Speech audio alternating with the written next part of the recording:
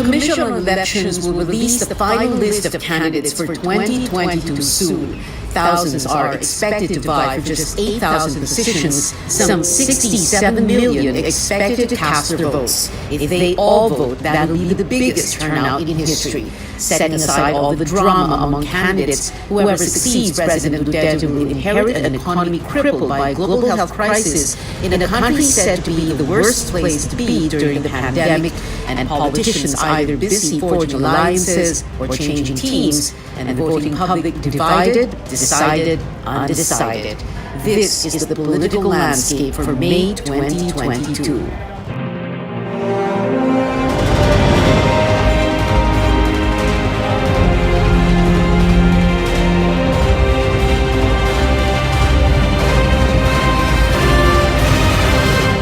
Good evening, I'm Davao. Welcome to your weekly political appointment fix, politics as usual. Our first guest tonight, sociologist Nicole Grato, joining us live from London in the United Kingdom. Hi Nicole, thank you very much for being with us. Let's begin with what happened today. PRRD President Duterte withdrawing his senatorial bid, a surprising in a way turn of events. Pero at least, hindi ba, parang tinutuhanan ng mag-ama na no two Dutertes will run for a national position, Nicole. What do you think? Well, good evening, Kia, and thanks for that, right? And I think what happened today really is a reminder that even though we think that the 2022 presidential elections will be a different elections, I think the reality is the national race is simply just a continuation of politics as usual, right? Yeah. So I think the biggest change in this election is, of course, you have a labor rights activist running for president, but in many ways, this election is also a comeback election. So aside from President Duterte still playing his old games, we also can see the traditional political alliances taking place. So if anything, this election is not so different. It's an election of comebacks. President Arroyo, President Estrada forming a grand coalition to support the children of former presidents. So, our lives may have been transformed by the pandemic, but our political elites are behaving as if the pandemic never happened. Politics and elections as usual, sadly, but it's not really surprising also, Nicole, in the sense that he joined the presidential race in 2015, and that threw off a lot of people. Not very many people expected that when he subbed for Martin Dino. So it's not like hindi tayo sanay sa kanya, right? Yes, absolutely. Although I think what's fascinating about the 2016 race when President Duterte ran for office is he portrayed himself as a crisis president. So in many ways, my own field research, I was observing communities in Tacloban surviving Typhoon Yolanda, and many of them look to President Duterte as exactly the president that we need to address crises like mega disasters. And I think what's fascinating in this election is parang hindi natuloy yung ganong klaseng personality ni President Duterte of being able to assert that you need someone who can be a crisis leader.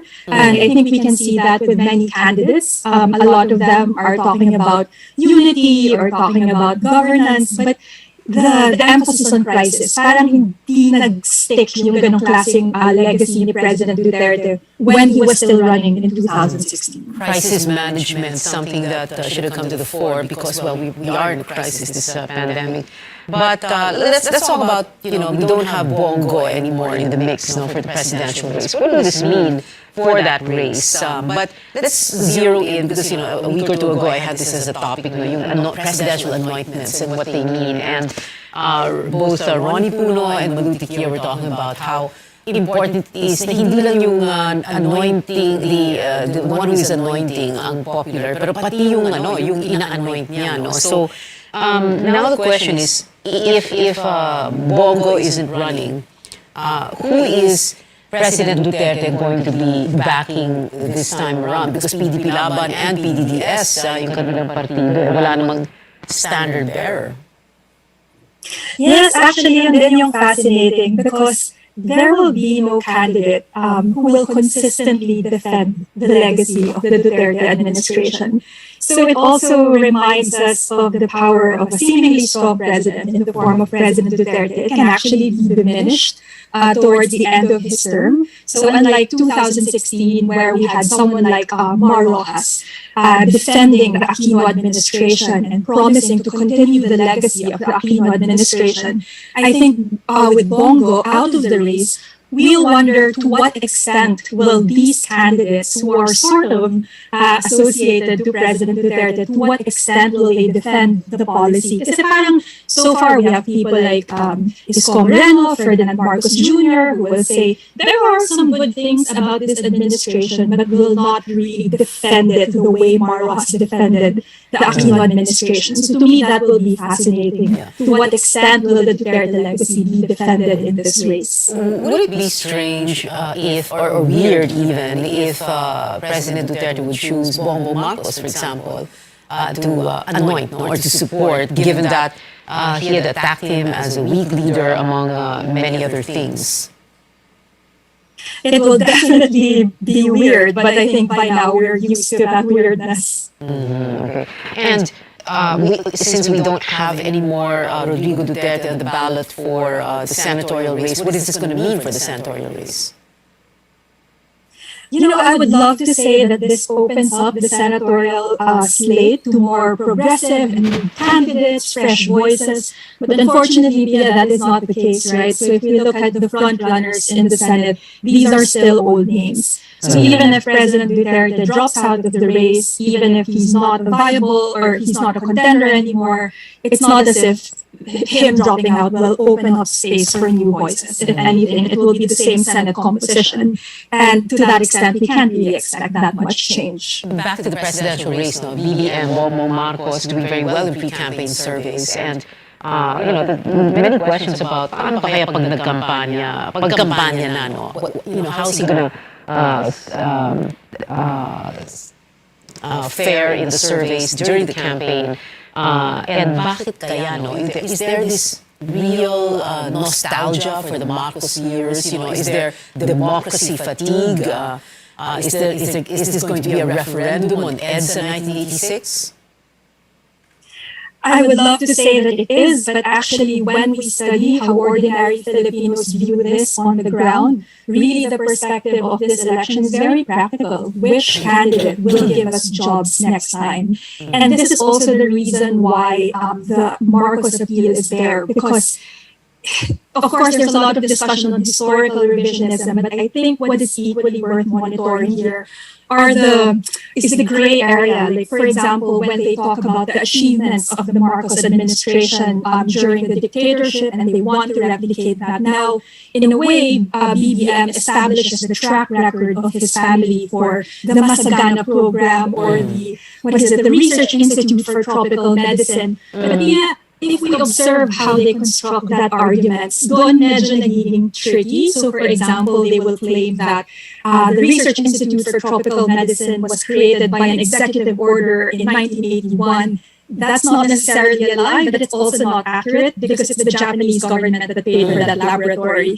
So, kaya napaka-exciting yung story, the way BBM and his team construct the story, is because it's not entirely unfounded, but they try to establish that track record to make a case. And I think that is how they bridge the claim na ito yung legacy ng Marcos administration, we can replicate it today. And I think this is where vigilance really has to be heightened because we're talking about disinformation a lot, but also we have to be careful with how these narratives are constructed because these narratives have an appeal. A penchant for attributing what happens during an administration to that administration, but hindi lang naman yun sa Marcos, lahat ng administration. Anyway, credit grabbing is so normal, right? Thanks for being with us in this first part of the show. We're going to see you later on. We'll be back after a quick break. Stay tuned.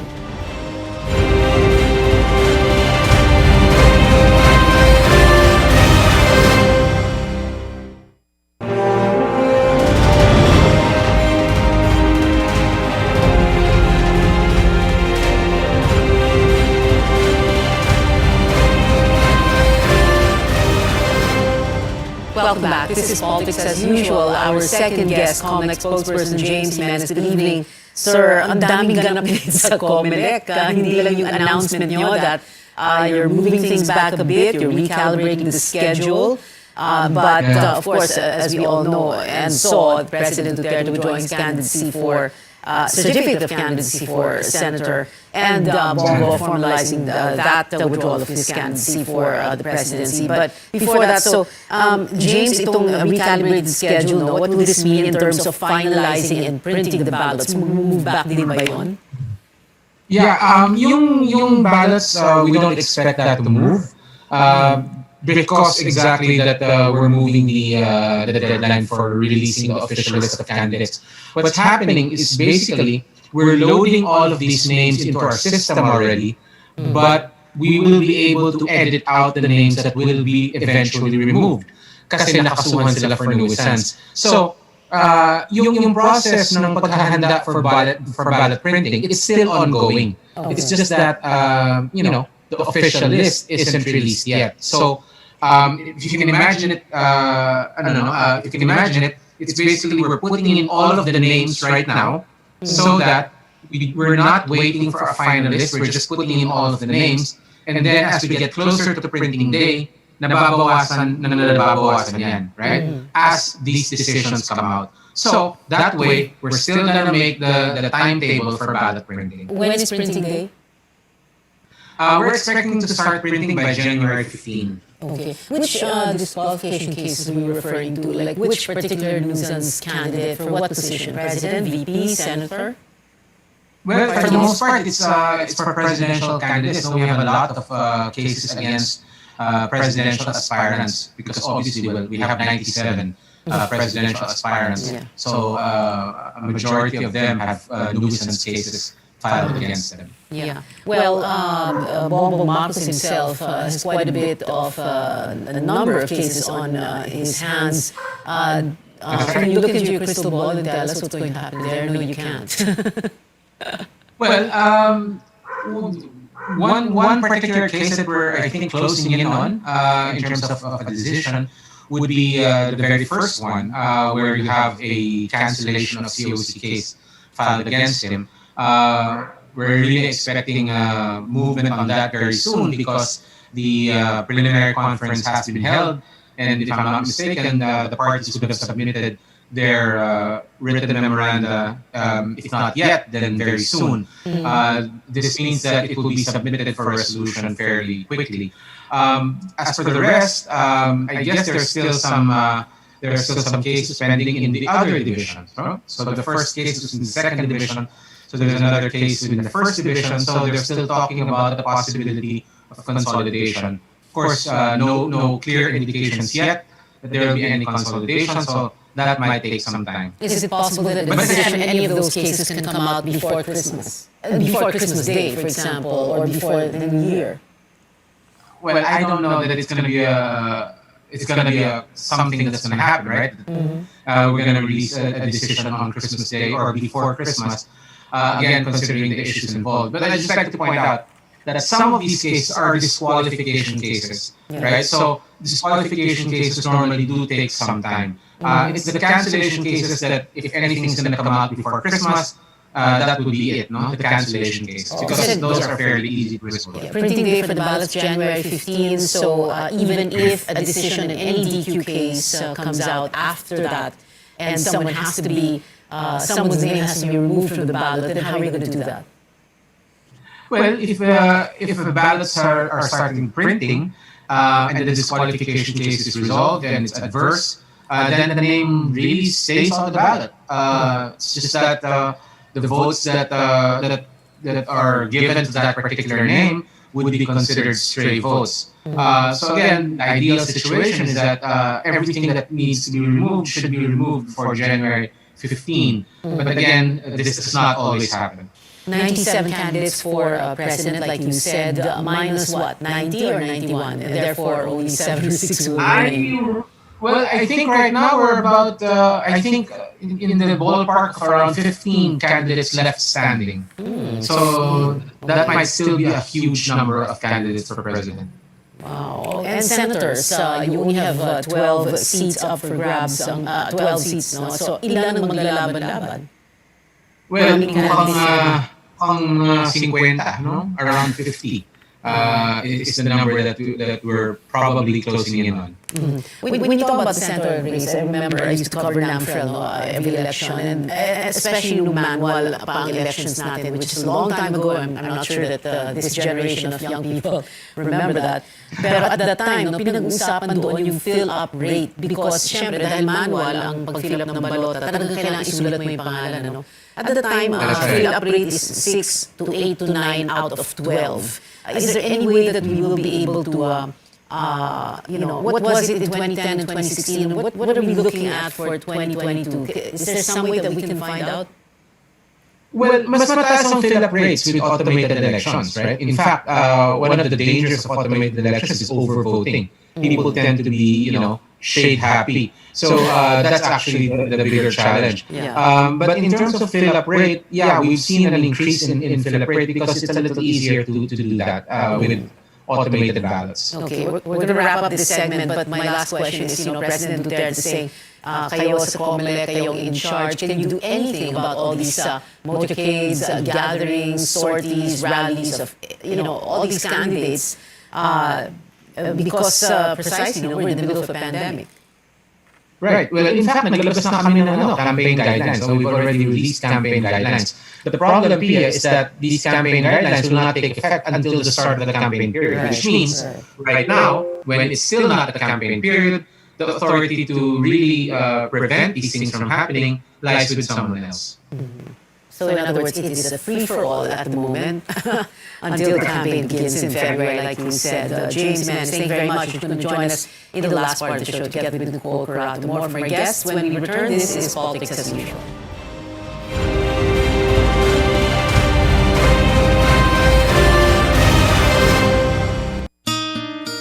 Oh, anyari sa'yo? Ba't nakasimangot ka? Alam ko na. Masakit ang katawan mo, ano? Sa sobrang trabaho? O di kaya masakit ang ulo sa sobrang stress? Break ka muna. Hinga ng malalim at imasahe ang ulo mo gamit ang Herbalaya Liniment Oil. Ako rin ganun eh. Kaya pag mataas ang tensyon sa trabaho, mag-Herbalaya break ka muna. Herbalaya Liniment Oil. Amoy na kaaya-aya. Sa bawat pahid ay ginhawa.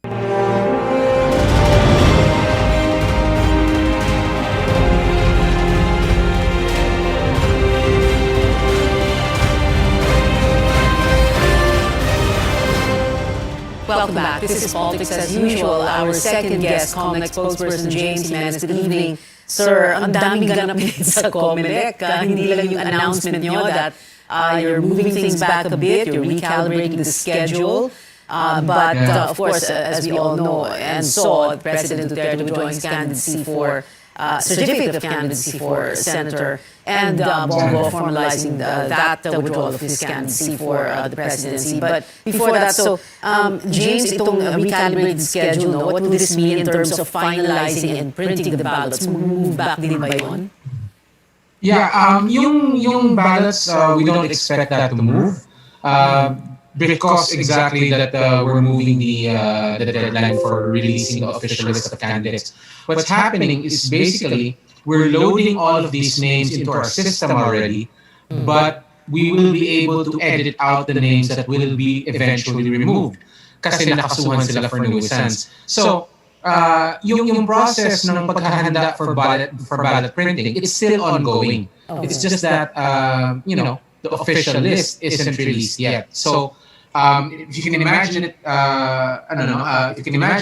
it's basically we're putting in all of the names right now, so that we're not waiting for a final list. We're just putting in all of the names, and then as we get closer to printing day, nababawasan yan, right? As these decisions come out. So that way, we're still gonna make the timetable for ballot printing. When is printing day?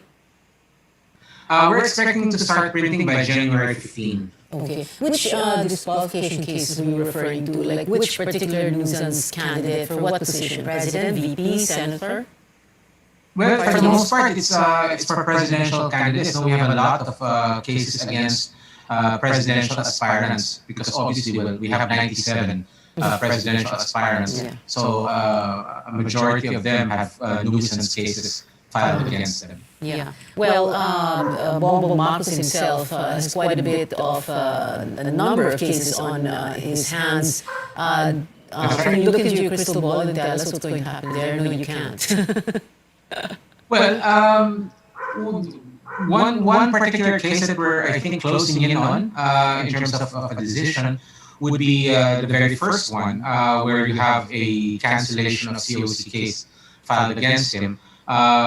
We're really expecting movement on that very soon because the preliminary conference has been held, and if I'm not mistaken, the parties would have submitted their written memoranda, if not yet, then very soon. This means that it will be submitted for resolution fairly quickly. As for the rest, I guess there's still some cases pending in the other divisions. No? So the first case was in the second division. So there's another case in the first division. So they're still talking about the possibility of consolidation. Of course, no clear indications yet that there will be any consolidation. So that might take some time. Is it possible that a decision in any of those cases can come out before Christmas? Before Christmas Day, for example, or before the New Year? Well, I don't know that it's going to be something that's going to happen, right? We're going to release a decision on Christmas Day or before Christmas. Again, considering the issues involved. But I'd just like to point out that some of these cases are disqualification cases, right? So disqualification cases normally do take some time. It's the cancellation cases that, if anything is going to come out before Christmas, that would be it, no? The cancellation cases, because those are fairly easy to resolve. Printing day for the ballots January 15, so even if a decision in any DQ case comes out after that, and someone's name has to be removed from the ballot, then how are you going to do that? Well, if the ballots are starting printing and the disqualification case is resolved and it's adverse, then the name really stays on the ballot. It's just that the votes that are given to that particular name would be considered stray votes. So again, the ideal situation is that everything that needs to be removed should be removed before January 15. But again, this does not always happen. 97 candidates for president, like you said, minus what, 90 or 91? And therefore, only 76 will remain. Well, I think right now we're about, in the ballpark of around 15 candidates left standing. So that might still be a huge number of candidates for president. Wow. And senators, you only have 12 seats up for grabs, 12 seats, no? So ilan ang maglalaban-laban? Well, mukhang 50, no? Around 50. Is the number that we're probably closing in on. When you talk about the senator race, I remember I used to cover NAMFREL every election, and especially nung manual pang elections natin, which is a long time ago. I'm not sure that this generation of young people remember that. Pero at that time, pinag-usapan doon yung fill-up rate because syempre dahil manual ang pag-fill up ng balota, talagang kailangan isulat mo yung pangalan. Ano? At the time, fill-up rate is 6 to 8 to 9 out of 12. Is there any way that we will be able to, what was it in 2010 and 2016? What are we looking at for 2022? Is there some way that we can find out? Well, mas mataas ang fill-up rates with automated elections, right? In fact, one of the dangers of automated elections is overvoting. People tend to be, shade happy. So that's actually the bigger challenge. But in terms of fill-up rate, we've seen an increase in fill-up rate because it's a little easier to do that with automated ballots. Okay, we're going to wrap up this segment, but my last question is, President Duterte saying, kayo sa COMELEC, kayo in charge, can you do anything about all these motorcades, gatherings, sorties, rallies of, all these candidates? Because precisely, we're in the middle of a pandemic. Right. Well, in fact, naglabas na kami ng campaign guidelines. So we've already released campaign guidelines. The problem, Pia, is that these campaign guidelines will not take effect until the start of the campaign period, which means right now, when it's still not the campaign period, the authority to really prevent these things from happening lies with someone else. So in other words, it is a free-for-all at the moment until the campaign begins in February, like you said. James, man, thank you very much. You're going to join us in the last part of the show to get with Nicole Corrado. More from our guests when we return. This is Politics as Usual.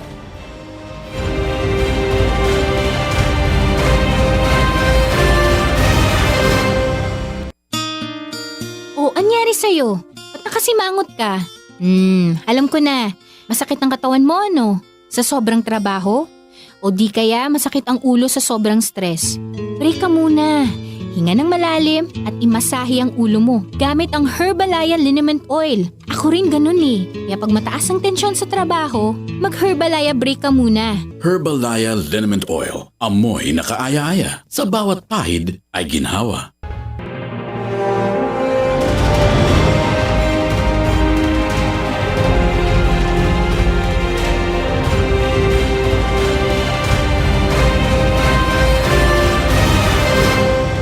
We're on our final stretch here in politics as usual. Here with us, Comelec spokesperson James Menes and sociologist Nicole Curato. I wanted to ask the both of you first about this. We don't vote for a tandem. No, we cannot elect, the president, the stand-bearer, and his or her running mate together.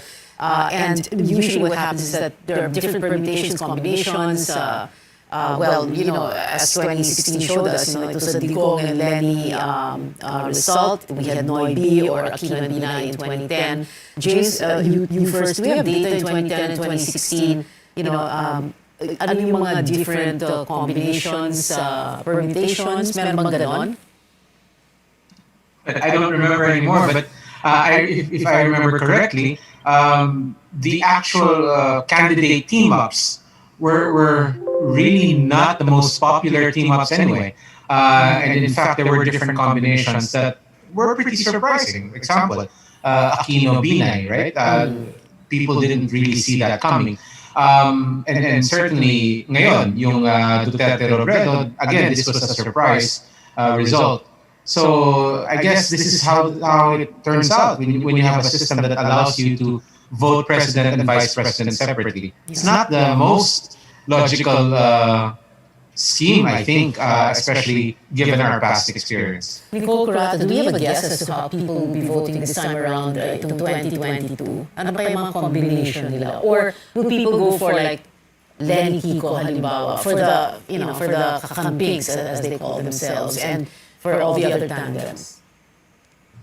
Yes, I agree. We have to be ready to be surprised. But I think to answer your question, one fascinating data we have from the 2016 election was how different the OFW vote was when it comes to the permutation of the president vice president race. So obviously in the Philippines, it's a Duterte-Robredo tandem. But for the OFW vote, it was actually a Duterte and Marcos tandem. In fact, Vice President Robredo was the third in that race. So I think this is why a lot of strategists and observers are thinking about the niche voters that will allow them to create that combination that they really want to get at the end of the elections. And of course, local governance also matters here, di ba? Kasi hindi naman consistent na tandem din yung pinupush ng machineries ng local government. So there's still a lot of wait and see happening at the moment. 2 points there, and all politics is local, like we always say. At the same time, OFW vote, like you said, Nicole, for 2016, Duterte, Marcos, and now, there's a lot of talk about BBM being very strong daw sa OFW vote.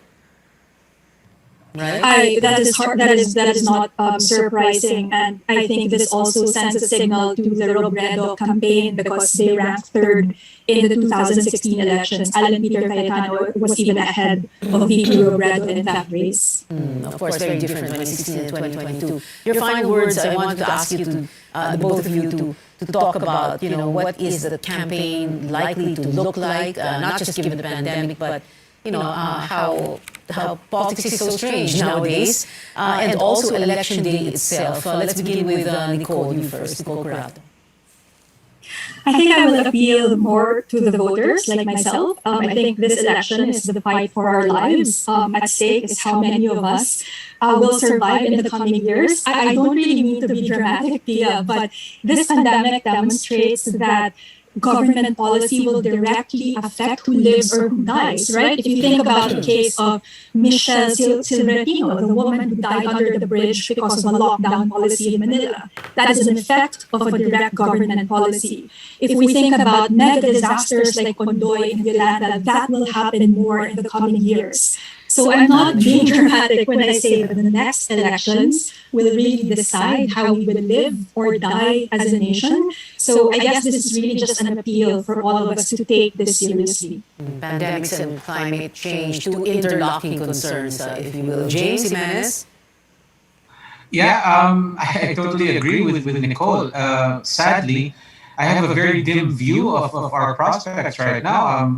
It's been quite a while since people have announced their candidacies, and there have been very few attempts to really articulate a plan out of this mess that we're in. I don't see, for example, I don't see any significant platforms around climate change or even climate emergencies. So I think that the candidates have to step up in terms of letting the public know what their policies would be, what their plans are, and what it will cost the Filipino down the line. I think it's very important, as Nicole said, for Filipinos to really think about who they're going to vote for because it's very, very consequential. But the candidates also have to give us something to choose from, not just the fandoms that we're seeing at war right now. Fandoms, huh? Thank you so much for being with us tonight. COMELEC, Commission on Election spokesperson James Jimenez, salamat James, and sociologist Nicole Curata joining us from London in the United Kingdom. Thank you very much, Nicole. We've been told before, don't talk politics at the dinner table or at a family reunion or in Viber groups and risk digital warfare. But we can talk about it here at this table on this show, your weekly political appointment fix, politics as usual. I'm Pia Ontiveros. See you back here next Tuesday, 8:30 p.m.